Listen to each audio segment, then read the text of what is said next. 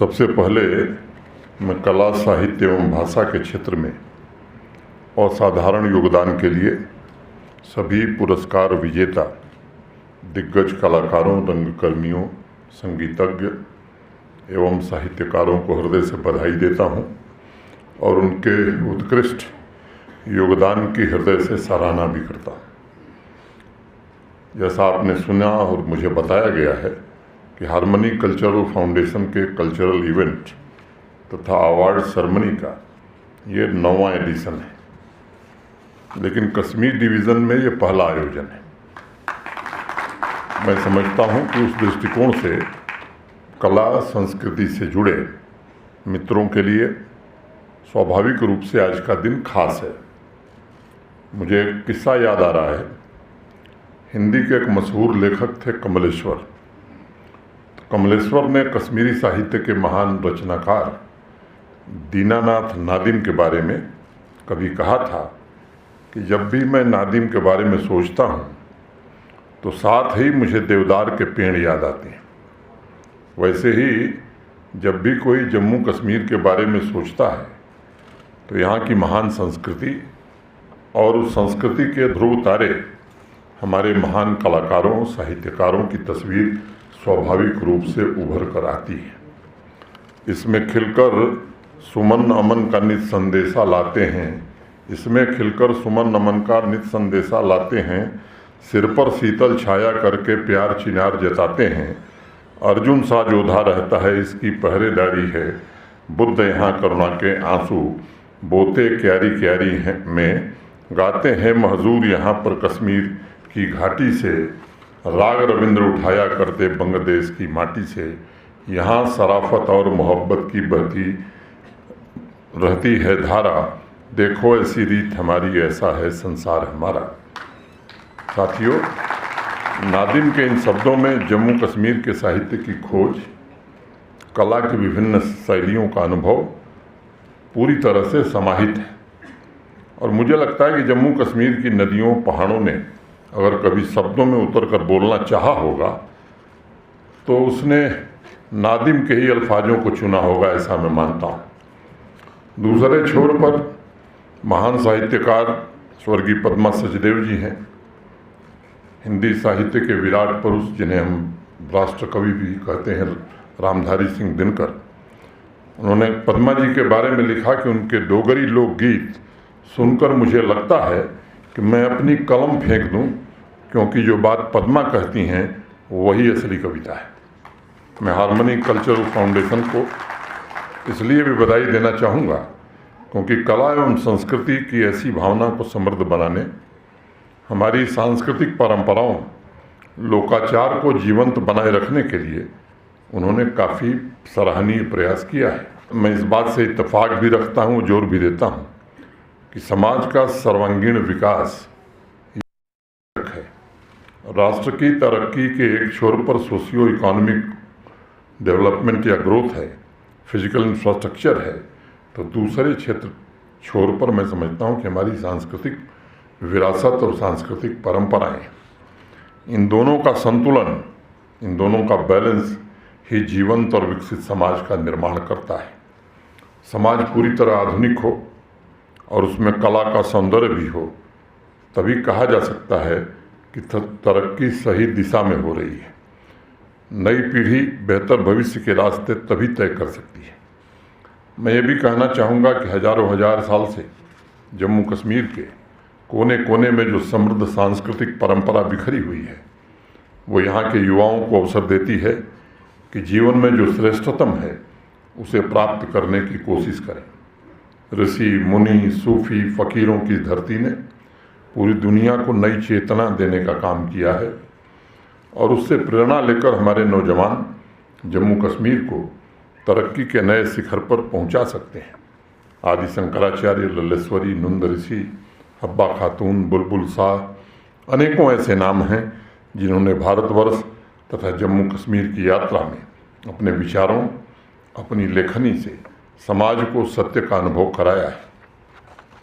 आज हम तकनीकी रूप से चाहें जितने इमोशंस सीरी, एलेक्सा और रोबोट में डालने में सफल हो जाएं, लेकिन गीतों का इमोशन उसकी भावनाएं, उसका सौंदर्य हम एलेक्सा के हृदय में कभी नहीं भर सकते। और इसीलिए कहा गया कि इन आंसुओं की उम्र इलाही दराज हो, इन आंसुओं की उम्र इलाही दराज हो, ये आ गए तो हिजर में कुछ दिल बहल गया। आदमी जैसे दिन भर थका हारा जब घर पर आकर आराम करता है, वैसे ही इंसान चाहे चैट जीपीटी बना ले, चाहे आर्टिफिशियल इंटेलिजेंस से पेंटिंग बना ले, लेकिन उसे आत्मिक सुकून कविता और हाथ में पकड़े हुए ब्रश और कुची से ही मिलेगा, ऐसा मेरा दृढ़ विश्वास है। इसलिए आवश्यक है कि देश की समृद्धि के लिए एडवांस टेक्नोलॉजी की दुनिया और कला संस्कृति की दुनिया में संतुलन बराबर बना रहे। इसके लिए सभी कलाकारों और नई पीढ़ी को अनवरत साधना करनी होगी, अपनी लेखनी से अनवरत ये ज्योति जलाई रखनी होगी। साथियों, आप लोगों ने शायद ध्यान दिया होगा कि संसार के जितने बड़े बड़े ग्रंथ लिखे गए, सब में एक ही लय, एक ही तरंग है। संस्कृति का एक अलग ही सौंदर्य है। भगवान कृष्ण गीता में कहते हैं, वेदानाम साम वेदोस्मि।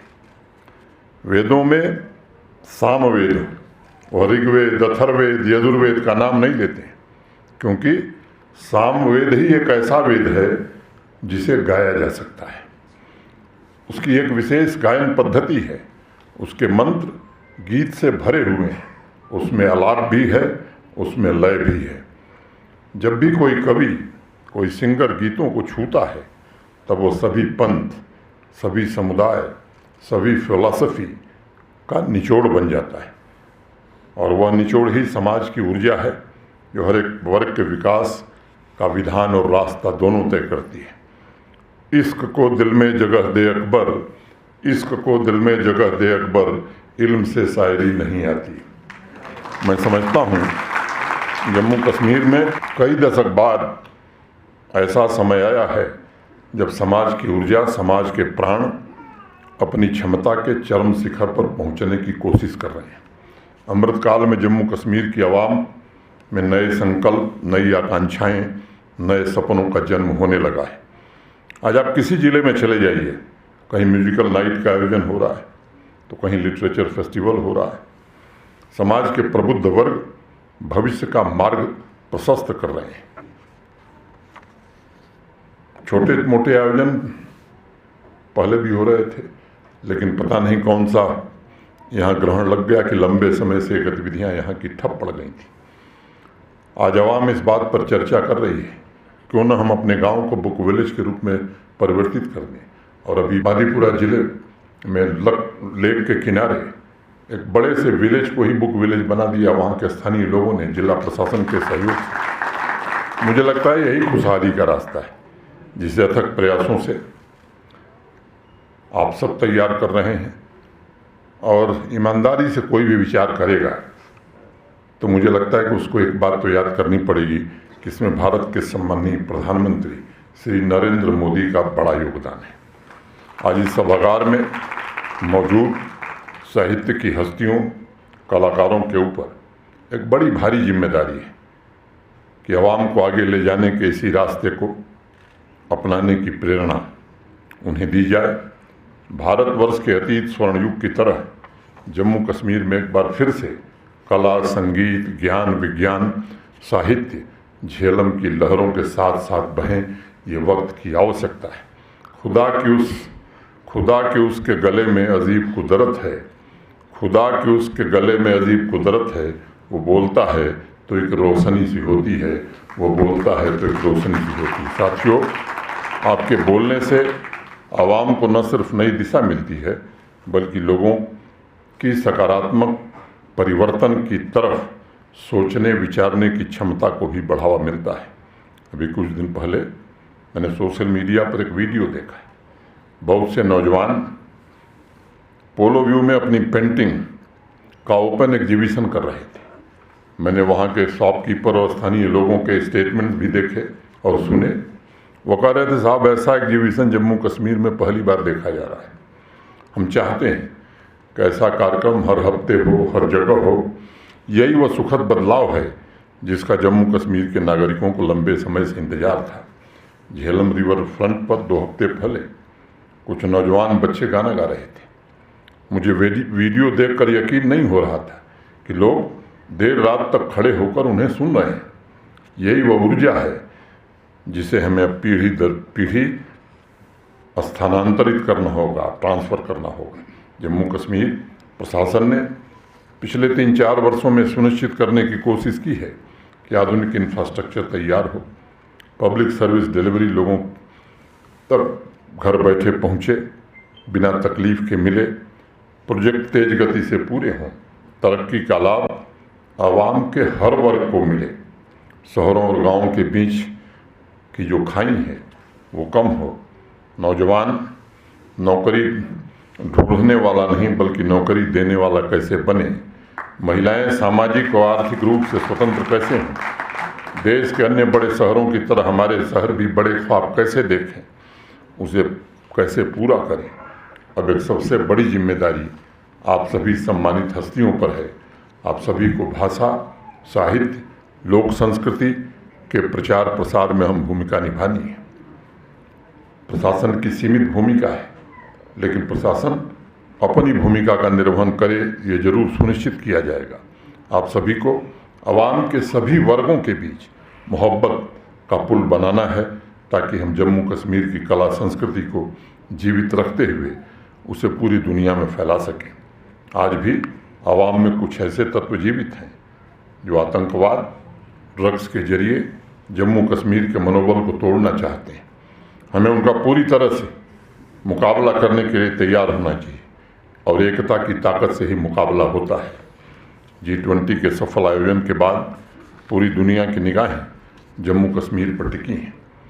हमें यह साबित करना है कि मोहब्बत और शांति की यह धरती सभी के सुखमय भविष्य के लिए अपनी रचनात्मक भूमिका निभाने के लिए पूरी तरह से तैयार है। आपकी लेखनी, आपकी कला समता, राष्ट्रीय एकता एवं विश्व बंधुत्व की भावना को मजबूत करे, ऐसी मेरी ईश्वर से प्रार्थना है। कला एक साधना है, तपस्या है और उसका उत्सव हमारे देश की विविधता में एकता को प्रदर्शित करता है। समाज के कल्याण में के लिए हमें इस एकत्व की भावना को सशक्त बनाने के लिए निरंतर ही प्रयास करना होगा। मैं एक बार पुनः सभी पुरस्कार विजेता दिग्गजों का अभिनंदन करता हूं और हार्मनी कल्चरल फाउंडेशन को बहुत बहुत शुभकामनाएं देता हूं। चलते चलते सतीश विमल जी को 2 पंक्तियां अर्पित करके विदा लूँगा। असार मेरे यूं तो ज़माने के लिए है, असार मेरे यूं तो जमाने के लिए है, कुछ शेर फ़कत उनको सुनाने के लिए है। आँखों में जो भर लोगे तो कांटों से चुभेंगे, आँखों में जो भर लोगे तो कांटों से चुभेंगे। ये ख्वाब तो पलकों पे सजाने के लिए है, ये ख्वाब तो पलकों पे सजाने के लिए है। बहुत बहुत धन्यवाद। जय हिंद।